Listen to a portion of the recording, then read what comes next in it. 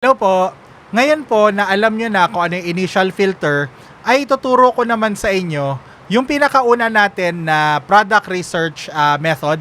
At ang tawag ko dito ay traditional sourcing. Traditional sourcing ang tawag ko dito kasi ito yung nakagisnan, kumbaga. Ito yung isa sa mga pinakaunang methods na na-develop na ginagamit namin nung araw. Pwedeng iba yung tawag ng ibang mga gurus dito, okay? So wag kayo mag-alala, tawag lang naman yung pinagkaiba. It doesn't affect the method naman. So, kung makita nyo minsan, kunyari, nanood kayo sa YouTube or sa ibang course at iba yung tawag nila dito. So, okay lang yon, walang problema doon. Again, yung naming lang naman yung problema and the method is the same.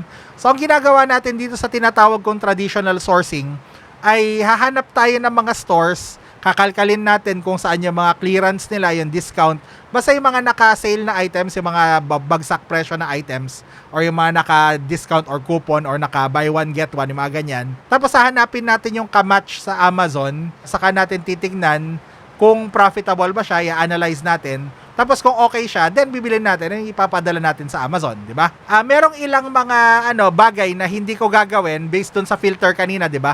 Tinuruan ko kayo dun sa naunang video bago ito ng filter. So for now, i-skip ko muna yung karamihan nun kasi nakakatagal, parang ganon. Kasi pagdating sa traditional na tinatawag ko, minsan mas magandang i-skip na lang yon muna and maghanap ng kamatch. So yung filter kanina na tinuro ko, pwede nyo i-apply pero hindi masyadong stricto ako personally pagdating sa ganito, sa method na ito.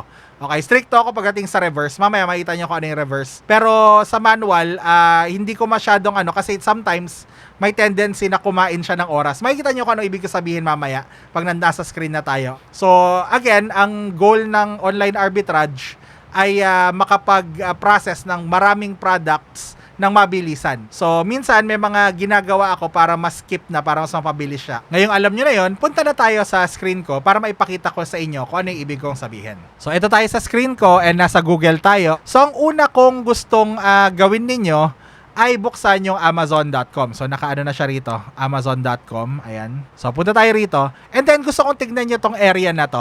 Kailangan deliver to to any American city. Kung naka-deliver to Philippines yan, kunyari ganito siya, okay, babalik ko sa Philippines. So mangyayari to pag hindi kayo naka-VPN, kunyari, or minsan naka-VPN para yung settings iba. So yan, kung naka-VPN kayo, iset nyo na siya sa US location, okay, itong VPN ko na NordVPN, naka-United States na. Pero kunyari, kung yung browser niya ay deliver to Philippines, kailangan siya palitan ng US location.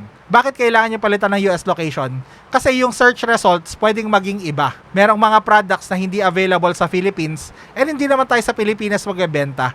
So, iset natin siya sa US. Para magawa yun, click natin yan ulit. Okay, lagay kayo ng any US zip code dito. Paano kayo makakita ng US zip code? So, mag-isip kayo ng US city. Kunyari, New York. Tapos, i-google nyo lang, New York City zip code. Diba? Tapos, pwede nyo gamitin yung kahit anong mga number dyan. O kaya, kung maisip nyo, Los Angeles zip code, diba? Ayan, kahit anong city, pwede. Ayan, pwede nyo gamitin yung kahit alin dyan. Okay, ako ang gagamitin ko lang ay 93907. Pwede nyo rin gamitin to kung gusto nyo. So, yun ang gagawin ko. I-apply ko dito. So, ilalagay ko dito. I-apply ko. Okay? Tapos, hintayin natin kung ano mangyayari. Okay? Hindi ko alam kung bakit currently ayan. Tapos, ngayon, hit continue. Tapos makikita nyo na mag-iiba na itsura ng Amazon, di ba? Yan lang yung kailangan nyong gawin. Tapos, ang next na gagawin ko, ibabalik ako sa Google. So, mag-open ako ng isa pang tab. O kaya kung meron ka ibang screen din, pwedeng sa kabilang screen. Ngayon, i-google ko naman Tactical Arbitrage Stores. Tactical Arbitrage List of Stores. So, pero kung kabisado nyo na yung mga stores, kung may mga listahan na kayo ng US stores na gusto nyong kalkalin, so pwede rin yun, just make sure na legit. Ngayon, itong technique na to ay para lang sa mga baguhan. Kunyari, nahihirapan kayo na anong store kayang kakalkalin ko. But kagaya na sinabi ko nung sa mga unang parts nitong nitong course na to. So syempre, you could end up na madaling masaturate kasi nga parang ang kinakalkal mo rin ay yung mga products na kinakalkal mismo ng tactical arbitrage. Pero okay lang yan, wag nyo, no big deal. Okay lang yan sa una. Again, this is traditional sourcing. Huwag na nating masyadong i-overthink. So, pwedeng yung mismong tactical arbitrage yung tignan ninyo. Pwede rin ito mga related na mga mga websites na to. Tignan lang natin. Basta makahanap tayo ng listahan, 'di ba? Ayan. So, pwede nyo tignan yung mga website na yan, okay, na kinakalkal mismo ng tactical arbitrage. So, marami yan. I think mga 200 plus yan kundi 300 or 400 plus. So pwede nyo kalkalin yung mga yan. So wala siya rito. Tingnan natin to. Ayan, so makikita nyo may mga listahan siya, di ba? So pwede kayo magsimula sa ganyan unless meron na kayo mga stores na gusto nyo na ang kalkalin. And again, I would ask you na huwag kayo masyadong mag-overthink dito. So kunyari ito, bosscovs.com. So kunyari lang, yan ay nasa harapan or pipikit ako. Tapos gaganyan-ganyan ako. Tapos kung ano nandito, ayan. Backcountry.com. Yan. Tapos ira-right click ko, go to backcountry.com. Alternatively, pwede rin kayong mag-google ng list of US stores. Parang ganyan. Okay lang naman. 'Di ba? List of department stores in the US. Okay lang 'yan. Walang problema, 'di ba? Anything na magbibigay sa inyo ng legit na listahan ng mga stores, okay na 'yon. Okay, sinabi ko lang tactical arbitrage kasi yan yung mas common. Saka subok na to mga stores na to na walang mga scam dito sa mga store na to. Okay, mahirap kasi makahanap kayo ng store tapos scam pala. Parang gano'n, hindi pala legit. So ngayon nandito na tayo sa Backcountry.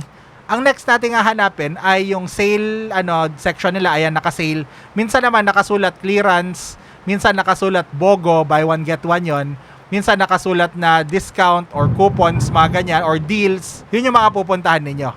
So dito, sale yung nakasulat. So sale yung pipiliin ko. Tapos, tingnan natin, featured deals. So, maganda yata to. Actually, kahit alin naman dito. Pero tingnan natin. Diba? Tingnan nyo yan, 50% off. Wow, 60% off. So, check nga natin to. Or clearance. Ayan, clearance. Pwede rin yan. So, pwede kayo mamili ng kahit alon dyan. Gusto ko yung clearance. So, check natin yung clearance. Tapos, titignan ko itong mga bagay na to. So, makikita ko na most sa kanila ay clothing. So, ang pwede kong gawin ay yung ginawa kanina dun sa initial filter na mag-category. Magkipa. Tapos, pumunta dun sa category. Ay, sa data, ganyan. Category 3. Tapos, clothing.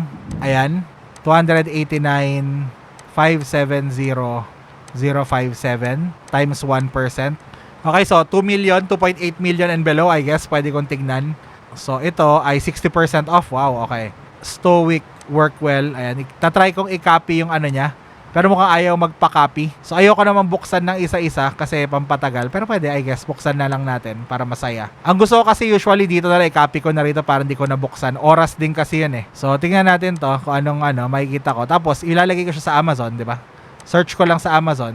Tapos, tingnan natin kung meron siyang kapareho. So, Workwell, hindi naman Workwell to. Workwell, nasan kaya? Parang wala. So, parang wala siyang ka-match, I think. So, tapos ako pala, minsan, tinitingnan ko na lang siya sa first page lang. Hindi na ako nagsasayang ng oras na na tumingin sa second page. Parang kasi nga, initial filter, di ba? Dapat makita ko na yung ka-match niya sa una pa lang. So, wala dyan. Next natin. So, totoo lang, hindi ako komportable dito sa clothing. Hindi ako pang clothing. Pero, sige, tingin pa tayo ng isa pang item. Ito.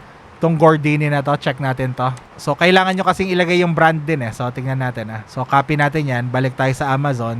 Tapos, paste ulit natin dito sa search. Yan. So, parang meron. Parang meron siyang kamatch. Tingnan natin . Ano ulit yung itsura niya? Parang brownish na ganyan. Tapos, black yung . So, tingnan natin. Mukhang positive yata to . Tingnan natin. Kaso wala yung kulay. Hindi kaya baka merong kasing variation or something. Tingnan nga natin general na itsura niya ulit. So may ganyan siya tapos may guhit na ganon. So hindi ko alam pero eto parang ito siya Palagay ko ito siya Okay, check natin Tapos yung variation na brown tignan natin. Parang siya. Palagay ko siya to. Okay, Gordini. Palagay ko siya nga. Okay, siya nga. Okay. Ngayon, tignan na natin yung kanyang hindi ko gusto. Yung presyo niya masyadong malapit. 33 to. Tapos ito ay 33. So, di bale, never mind. Okay. Tapos kung mapapansin nyo, in-skip ko na yung ganito niya. Yung pagkakatingin ko rito. Parang hindi kasi ako sigurado kanina kung clothing siya. So, next item, tingin tayo. So, balik tayo rito. Ay, teka, nasara ko. So, I guess, tingin na lang tayo ng ibang store. Pipikit ulit ako, tapos bahala na. Okay. Yan siya to. Ito, yan. Okay. Entirely Pets. Okay. So, punta tayo dyan. Go to entirelypets.com. Tapos, dahil pet supplies to, malamang. Kasi lang, dahil entirely pets So, malamang pets to. So, titignan ko naman ngayon yung minimum criteria ng pets. Minimum, BSR. So, 29,277,084. Okay. Times 1%. Ay. Times 1%. So, 290,000 and below. So, tingnan na natin. What tayo rito? So, nasan yung kanilang... Uy, meron silang 20% off yata sa lahat. So, this is very good. Kahit anong item yata pwede kong tignan. So, ayan. Punta muna tayo sa sales natin. Uy, ayan oh. Dami oh. Grabe oh. Buy 2 get 1 free. Sige nga. Check nga natin yan. So, Omega. Tingnan nga natin to. Omega Caps HP na yan. Dating 22, ngayon 16. Tapos, meron pang coupon potentially. Bakit hindi? So, ang gagawin ko ay highlight ko ulit yan. Tapos, pupunta ulit ako sa Amazon. Tapos, 290,000 yung tinitignan natin, di ba? So, tingnan natin. Oy, siya yun. Okay, 60 Omega Caps. Okay, Omega Caps. Tapos, below 20 nga lang. Pero yung ano niya, pasok, 1 FBA seller. Never mind. Never mind na to. So, never mind. Hindi pwede. Skip na natin yan. Next product. So, ayan. Tingnan naman natin ito. Itong 3V Caps na yan. So, ayun. Pwede i-highlight ko na lang siyang ganyan. Shortcut. Tapos, balik tayo rito. So, anong itsura niya ulit? Yun siya, yung 3V Caps na yun. Check natin dito. So, parang wala siyang kapareho. So, skip na natin. Next, itong Vitasooth. Check nga natin to. Copy. Tapos, paste din natin dito. Vitasooth. Parang wala yata. Kulay green. Parang wala. I don't think na nandito siya. So, usually first page lang yung tinitignan ko. Siya ba to? Vitasooth. Parang siya yan. Check nga natin. Hindi siya yan. So, mukhang wala. So, next na naman, tingin tayo. Vitatabs chewable. Check natin to. Search ulit dito. Parang wala rin. I don't think na meron siya rito. So, wala rin siya. So, next. Mukhang ito na yan. So, check nga natin. Best selling. Ano ba yan? Highest rated. Mukhang sila lang talaga. So, balik tayo dito sa sales. Tapos, Joint Max, check nga natin. Joint Max brand. Okay, okay lang. Tingnan pa rin natin, di ba? 2-pack na Joint Max. Tatanggalin ko yung 2-pack siguro. Itong Joint Max lang iaano ko. Tapos, ilagay ulit natin sa search dito. Paste. Oy, ito. Tingnan natin. So, above $20, 1 FBA seller, never mind. Okay, never mind tayo rito. Dahil 1 FBA seller, skip na natin. Sayang naman. Next, ito, check natin to. Chewable tablets. Check natin. Tingnan natin. Baka may makita tayong something. Ito naman yata. Wala naman yata siya. Wala siya sa Amazon. So, mukhang i-skip natin yon. Next. Diba? So, nakita na natin yung mga Joint Max na yan. Mukhang hindi maganda. So, check natin yung next na natin. Okay. Ito kaya. Joint Max Liquid for Dog. Check nga natin to. May treats pa na libre Okay. Teka. Hindi ko matanggal yung free treats na yan. Tanggalin ko na lang dito pagdating dito. So, natin dyan. Paste natin. Tatanggalin ko yung joint treats. Syempre. Ito. Joint Max Liquid. Parang siya yan. So, 39 above 20. 1 FBA seller. So, skip pa rin natin to. Next. So, mukhang lahat ng Joint Max yata. Pero wag nating sukuan. Sige. And baka sakaling may makita tayo na something na isa sa kanila Pero yan, I hope nakikita nyo yung steps. So, baka hindi tayo makakita dito ngayon. Remember, di naman ito ilang hours na video. Pero ganito lang siya gawin. Basically, tingin lang kayo sa sale na niya. Na part nung sa sale discounts, ganyan, clearance, mga ganyan, buy one get one. Basta yung yung anything that could indicate na naka-sale yung product or naka-discount yung product, yun, doon kayo pumunta. Tapos tignan nyo isa-isa. So, Joint Max Liquid for Cats. Ayan, pasado siya pero isang seller, so never mind. So, next natin, mukhang nakita na natin lahat ng ito. I think ito, to? Double strength, check nga natin yan. Di pa natin nakita to kanina, I think.